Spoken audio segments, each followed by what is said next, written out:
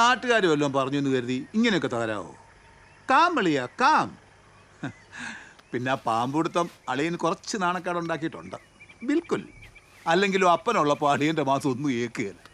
അല്ലളിയ ഇത്രയും കാലം യുവമാരോട് നടന്നിട്ട് അളിയൻ പഠിച്ചോ ഹിന്ദി? ആയി ശരി. അപ്പം ഞാൻ ഹിന്ദി പഠിക്കാത്തതാണോ പ്രശ്നം, അതോ നാട്ടുകാർ അളിയനിട്ട് പണിയുന്നതാണോ പ്രശ്നം? മൊത്തത്തിൽ പ്രശ്നമാണ്. ആ അതാ ഞാൻ പറഞ്ഞത്.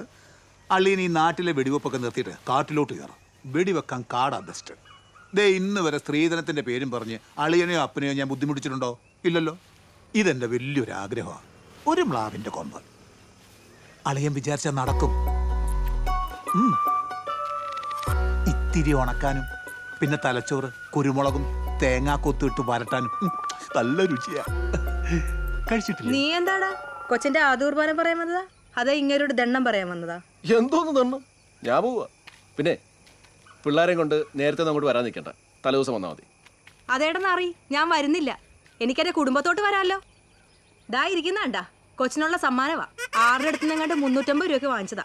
ആക്രിയ വർക്കിംഗ് കണ്ടീഷനാ. മനസ്സിലായി? നിനക്കത് തന്നെ വേണം. നിന്റെ അല്ലേ കെട്ടിയോ, നിനക്കും അത് തന്നെ വേണം. ഇത് കഴിഞ്ഞ ആഴ്ച വാങ്ങിച്ച പുതിയ കൊടവാ, അതും ചവിട്ടി ചാക്കി കയറ്റിയാ. ഏത് ഇതോ? ആ നിന്നെ ആരാണ്ട് സെക്കൻഡ്സ് ഒന്ന് പറ്റിച്ചതാ. പോടുന്നു.